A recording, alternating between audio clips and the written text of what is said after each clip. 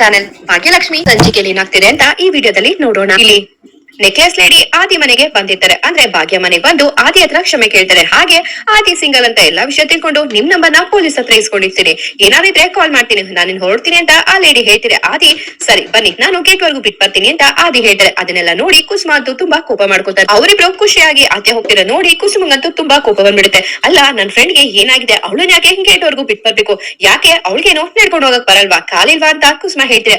ಅಶೋ ಅತ್ತೆ ನಿಮ್ದೊಳ್ಳೆ ಸರಿ ಹೋಯ್ತು, ಈಗ ಮನೆಗೆ ಯಾರು ಬಂದ್ರೆ ಗೇಟ್ ವರ್ಗು ಬಿಟ್ ಬರ್ತೀವಿ ಅಂತ ಹೇಳಲ್ವಾ. ಹಾಗೆ ಆದಿ ಅವ್ರು ಹೋಗಿದ್ದಾರೆ, ಪರವಾಗಿಲ್ಲ ಬಿಡಿಯತ್ತೆ ಅಂತ ಭಾಗ್ಯ ಹೇಳ್ತಾರೆ. ಏನ್ ಪರವಾಗಿಲ್ಲ ಭಾಗ್ಯ, ಅವಳು ನೋಡು ಹೇಗೆ ನನ್ ಫ್ರೆಂಡ್ ನಂಬರ್ ತಗೊಂಡೆ ಹಾಗೆ ಹೇಗೆ ಅಂತ ಹೇಳ್ತಿದ್ಲು, ಅದ್ರ ಜೊತೆ ಸಿಂಗಲ ಮಿಂಗಲ ಅಂತ ಹೇಳ್ತಿದ್ಲು. ಇನ್ನೊಂದ್ಸತಿ ಅವಳು ಈ ಮನೆಗ್ ಬರ್ಲಿ ಗ್ರಾಚಾರ ಬಿಡಿಸ್ಬಿಡ್ತೀನಿ ಅಂತ ಹೇಳಿ ಕುಸುಮ ಕೋಪ ಮಾಡ್ಕೊಂಡು ಹೋಗ್ತಾರೆ. ಅಯ್ಯೋ ಅತ್ತೆದೊಳೆ ಸರಿ ಹೋಯ್ತು ಅಂತ ಭಾಗ್ಯ ನಗ್ತಿರ್ತಾರೆ. ಆಮೇಲೆ ಆ ಕಡೆ ಆಚೆ ಹೋಗ್ತಿದ್ದಂಗೆ ಆದಿಗೆ ಬಾಯ್ ಆದಿ ಅವ್ರೆ ಅಂತ ಹೇಳ್ತಿರ್ತಾರೆ. ಎಕ್ಸ್ಕ್ಯೂಸ್ ಮೀ ನಿಮ್ ಜೊತೆ ಒಂದ್ ಸ್ವಲ್ಪ ಮಾತಾಡ್ಬೇಕಾಗಿತ್ತು ಅಂತ ಆದಿ ಹೇಳ್ತಾರೆ. ಏನ್ ಆದಿ ಅವ್ರೆ ನನ್ ಜೊತೆ ಮಾತಾಡ್ಬೇಕಾ, ಅದು ಹೊರಗಡೆ ಬಂದ್ಮೇಲೆ ಹೇಳ್ತಿದ್ದೀರಲ್ಲ ಏನ್ ವಿಷಯ ಅಂತ ಆ ಲೇಡಿ ಆದಿನ ಕೇಳ್ತಾರೆ. ಇಫ್ ಯು ಡೋಂಟ್ ಮೈಂಡ್ ನಾನೇನೋ ಹೇಳ್ತೀನಿ, ತಪ್ಪಾಗಿ ಅರ್ಥ ಮಾಡ್ಕೋಬೇಡಿ ಅಂತ ಆದಿ ಹೇಳ್ತಾರೆ. ಓಕೆ ಅದೇನು ಅಂತ ಹೇಳಿ ಆದಿ ಅವ್ರೆ ಅಂತ ಆ ಹೆಂಗ್ಸು ಹೇಳ್ತಾ ಇದ್ರೆ, ನೀವು ಯಾವ್ದೇ ಕಾರಣಕ್ಕೂ ನನ್ನ ನಂಬರ್ ತಗೊಂಡಿದ್ದೀರಲ್ಲ ಅದಕ್ಕೆ ಕಾಲ್ ಬ್ಯಾಕ್ ಮಾಡ್ಬೇಡಿ ಅಂತ ಆದಿ ಹೇಳ್ಬಿಡ್ತಾರೆ. ಆದಿ ಮಾತ್ ಕೇಳಿ ಆ ಹೆಂಗ್ಸು ಶಾಕ್ ಆಗ್ತಾರೆ.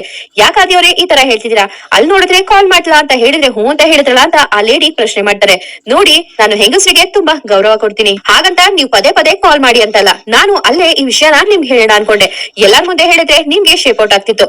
ನಂಗೆ ಬೇರೆ ಹೆಂಗಸರಿಗೆ ಮಾನ ಮರ್ಯಾದೆ ತೆಗೆಯೋದು ನಂಗೆ ಇಷ್ಟಕ್ಕೋಸ್ಕರನೇ ನಾನೇ ನಿಮ್ಮನ್ನ ಗೇಟ್ವರೆಗೂ ಬಿಟ್ ಬರ್ತೀನಿ ಅಂತ ಹೇಳಿ ಬಂದಿದ್ದು, ಇಲ್ಲಾಂದ್ರೆ ನಾನು ಇಲ್ಲಿವರೆಗೂ ಬರ್ತಾ ಇರ್ಲಿಲ್ಲ, ಏನು ತಪ್ಪಾಗಿ ತಿಳ್ಕೊಬೇಡಿ ಅಂತ ಆದಿ ಹೇಳ್ತಾರೆ. ಸರಿ ಆದಿ ಅವ್ರೆ ಅಂತ ಇಲ್ಲಿ ಆ ಹೆಂಗಸು ಹೇಳಿ ಹೋಗ್ತಾರೆ. ಇದನ್ನೆಲ್ಲ ಭಾಗ್ಯ ಕೇಳಿಸ್ಕೊತಾರೆ.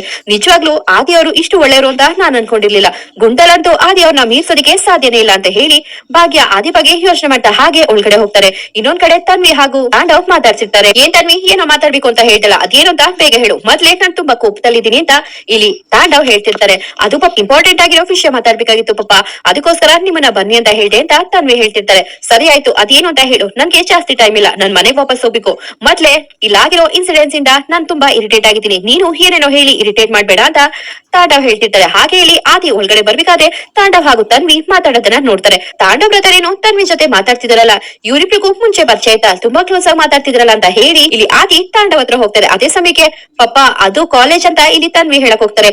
ಏನ್ ತಾಂಡವ್ ಬ್ರದರ್ ಇಲ್ಲಿ ಅಂತ ಆದಿ ಕೇಳಿಸಿದ್ರೆ ತಾಂಡವ್ ಆದಿ ನೋಡಿ ಶಾಕ್ ಆಗ್ತಾರೆ. ಹಾಗೆ ತನ್ವಿ ಕೂಡ ಆದಿ ನೋಡಿ ಭಯ ಪಡ್ತಾರೆ. ಏನ್ ತನ್ವಿ ಏನೋ ಮಾತಾಡ್ತಿದೆ ಕಾಲೇಜ್ ಅಂತ, ಏನ್ ವಿಷಯ ಅಂತ ಆದಿ ತನ್ವಿನ ಕೇಳ್ತಾರೆ. ಅದು ಅಂಕಲ್ ಅಂತ ತನ್ವಿ ಹೇಳಕ್ ಬರ್ತಿದೆ. ಇಲ್ಲಿ ತಾಂಡವ್ ತನ್ವಿನ ತಡಿತಾರೆ. ಇಲ್ಲ ಆದಿ ಬ್ರದರ್ ಅವ್ರ ಅಮ್ಮನ ಸ್ಟೇಷನ್ಗೆ ಕರ್ಕೊಂಡು ಹೋಗಿದ್ರಲ್ಲ, ಮನೇಲಿ ಇವ್ರಿಗೆ ಯಾರು ಕರೆಕ್ಟ್ ಆಗಿ ಇನ್ಫಾರ್ಮೇಶನ್ ಕೊಟ್ಟೇ ಇರ್ಲಿಲ್ವಂತೆ, ಅಮ್ಮಂಗೆ ಏನು ಪ್ರಾಬ್ಲಮ್ ಆಗಿಲ್ಲ ಅಲ್ವಾ, ಎಲ್ಲ ಕ್ಲಿಯರ್ ಆಯ್ತಲ್ವಾ ಅಂತ ನನ್ನ ಹತ್ರ ಈ ಹುಡ್ಗಿ ಕೇಳಕ್ ಬಂದಿದ್ದಾಳೆ ಅಂತ ತಾಂಡವ್ ಹೇಳ್ತಿದೆ. ತಾಂಡವ್ ಮಾತ್ ಕೇಳಿ ತನ್ವಿಗಂತೂ ತುಂಬಾ ಬೇಜಾರಾಗುತ್ತೆ. ಇದೇನಿದು ಪಪ್ಪ ನನ್ ಬಗ್ಗೆ ಈ ತರ ಹೇಳ್ತಿದ್ರಲ್ಲ, ಅಟ್ಲೀಸ್ಟ್ ಮಗಳು ಅಂತ ಇವ್ರ ಹತ್ರ ಹೇಳ್ಕೋಬಹುದಾಗಿತ್ತಲ್ವಾ, ಪಪ್ಪ ತುಂಬಾ ಚೇಂಜ್ ಆಗ್ಬಿಟ್ಟಿದ್ದಾರೆ, ಈಗ ಈ ವಿಷಯ ಹೇಗಪ್ಪ ಹೇಳೋದು ಪಪ್ಪಂಗೆ ಅಂತ ತನ್ವಿ ಟೆನ್ಷನ್ ಮಾಡ್ಕೋತಾರೆ. ಓ ಹಾಗ ಸರಿ ಸರಿ ತನ್ವಿ ನೀನ್ ತಲೆ ಕೆಡ್ಸ್ಕೋಬೇಡ, ನನ್ನ ಕೇಸನ್ನೇ ಕ್ಲೋಸ್ ಮಾಡ್ಸಿದೀನಿ, ಆರಾಮಾಗಿ ಹೋಗಿ ಓದ್ಕೋ ಅಂತ ಆದಿ ತನ್ವಿ ಹೇಳ್ತಿದೆ. ಸರಿ ಅಂಕಲ್ ಅಂತ ಹೇಳಿ ತನ್ವಿ ತಾಂಡವ್ನ ನೋಡ್ಕೊಂಡು ಹೋಗ್ತಾರೆ. ಸರಿ ಬ್ರದರ್ ಇನ್ನು ಮನೆಗೆ ಹೊರಡೋಣ ಅಂತ ತಾಂಡವ್ ಆದಿ ಹೇಳ್ತಿರ್ತಾರೆ. ಇಲ್ಲ ಬ್ರದರ್ ನಾನು ಇವತ್ತು ಇಲ್ಲೇ ಸ್ಟೇ ಆಗ್ಬೇಕು ಅನ್ಕೊಂಡಿದ್ದೀನಿ, ಹೇಗಿದ್ರು ನನ್ ಚಾಲೆಂಜ್ ಕೊನೆ ದಿನ ಇವತ್ತು ಅಂತ ಆದಿ ಹೇಳ್ತಾ ಇದ್ರೆ.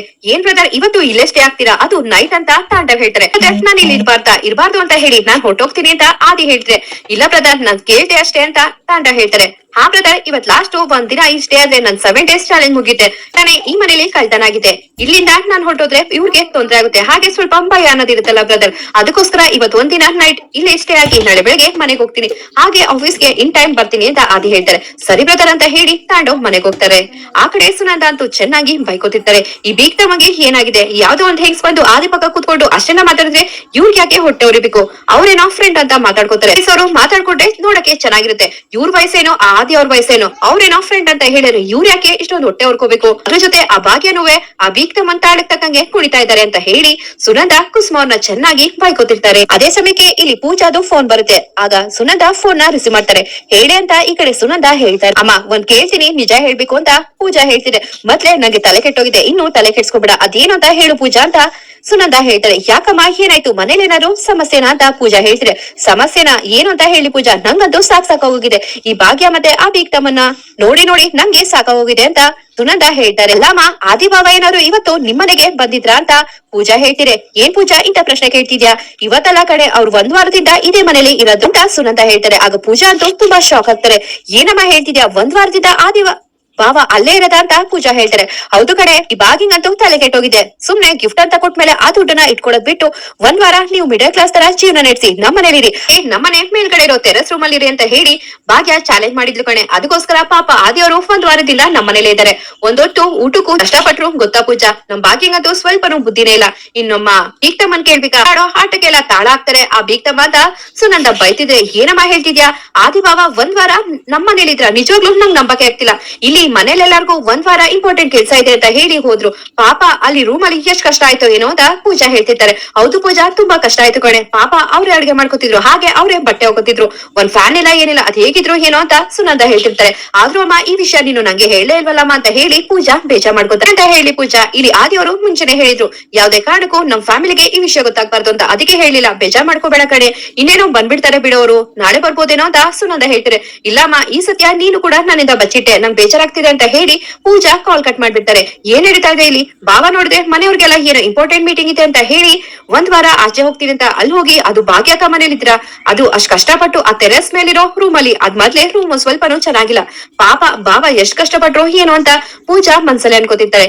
ಇಲ್ಲ, ಯಾವ್ದೇ ಕಾರಣಕ್ಕೂ ಈ ವಿಷಯ ನನ್ ಮನೆಯವ್ರ ಹತ್ರ ಮುಚ್ಚಿಡ್ಬಾರ್ದು.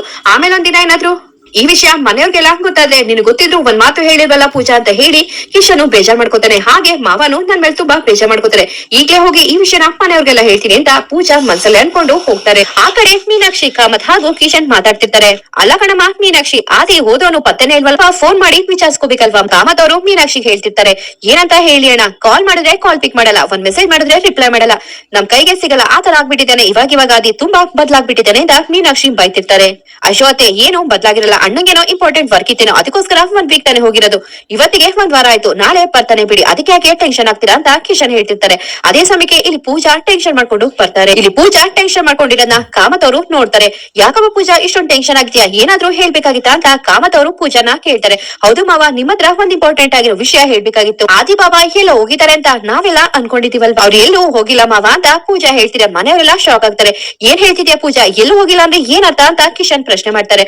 ಅವರು ನಮ್ ಭಾಗ್ಯಕ್ಕನ್ ಮನೆ ಇದೆಯಲ್ಲ, ಮೇಲ್ಗಡೆ ಒಂದ್ ರೂಮ್ ಇದೆಯಲ್ಲ, ಅಲ್ಲಿ ಲೈಫ್ ನ ಲೀಡ್ ಮಾಡ್ತಿದ್ರು ಅಂತ ಪೂಜಾ ಹೇಳ್ತಿದ್ರೆ ಮೀನಾಕ್ಷಿಗಂತೂ ತುಂಬಾ ಕೋಪ ಬಂದ್ಬಿಡುತ್ತೆ. ಏನ್ ಹೇಳ್ತಿದ್ಯಾ ಪೂಜಾ, ತಮಾಷೆ ಮಾಡ್ತಿದ್ಯಾ, ನಮ್ಮ ಆದಿ ಯಾಕೆ ಭಾಗ್ಯನ್ ಮನೆ ಅದು ಟೆರೆಸ್ ಮೇಲಿರೋ ರೂಮ್ ಅಲ್ಲಿ ಹೋಗಿ ಜೀವನ ಮಾಡ್ತಾರೆ ಅಂತ ಮೀನಾಕ್ಷಿ ಪ್ರಶ್ನೆ ಮಾಡ್ತಾರೆ. ಅದು ಭಾಗ್ಯಕ್ಕಂಗೆ ಆದಿಭಾವ 25 ಲಕ್ಷ ಗಿಫ್ಟ್ ಕೊಟ್ಟಿದ್ರಲ್ಲ, ಅದನ್ನ ತಗೊಳಲ್ಲ ಅಂತ ಭಾಗ್ಯಕ್ಕೆ ಹೇಳ್ತಿರೋ, ಅದಕ್ಕೋಸ್ಕರ ಆದಿಭಾವ ನಿಮ್ ತರ ಮಿಡಲ್ ಕ್ಲಾಸ್ ಜೀವನ ಮಾಡ್ತೀನಿ, ಆಗ ಈ ಟಾಸ್ಕ್ ಅಲ್ಲಿ ನನ್ ಗೆದ್ರೆ ನೀವು ದುಡ್ಡು ತಗೋಬೇಕಂತ ಚಾಲೆಂಜ್ ಮಾಡಿದ್ರಂತೆ, ಅದಕ್ಕೋಸ್ಕರ ಮಿಡಲ್ ಕ್ಲಾಸ್ ಲೈಫ್ ನ ಲೀಡ್ ಮಾಡಕ್ಕೋಸ್ಕರ ಆದಿಭಾವ ಭಾಗ್ಯಕ್ಕ ಇರೋ ಮನೆ ಮೇಲ್ಗಡೆ ಇರೋ ರೂಮ್ ಅಲ್ಲಿ ಇದ್ರಂತೆ ಅಂತ ಇಲ್ಲಿ ಪೂಜಾ ಇರೋ ವಿಷಯ ಎಲ್ಲ ಹೇಳ್ತಾ ಇದ್ರೆ ಕಾಮತ್ ಅವರಂತೂ ತುಂಬಾ ಶಾಕ್ ಆಗುತ್ತೆ. ಏನ್ ನಡೀತಾ ಇದೆ ಇಲ್ಲಿ ಅಂತ ಕಾಮತ್ ಅವರು ಕೇಳ್ತಾ ಇದ್ರೆ ಇಲ್ಲಿ ಪೂಜಾಗಂತೂ ಭಯ ಶುರು ಆಗುತ್ತೆ. ಇಲ್ಲಿಗೆ ಮುಕ್ತ ಆಗಿರುತ್ತೆ. ಈ ವಿಡಿಯೋ ಇಷ್ಟ ಆದ್ರೆ ಒಂದ್ ಲೈಕ್ ಕೊಡೋದನ್ನ ಮರಿಬೇಡಿ. ಹಾಗೆ ನನ್ನ ಚಾನಲ್ಗೆ ಸಬ್ಸ್ಕ್ರೈಬ್ ಆಗಿ. Thank you.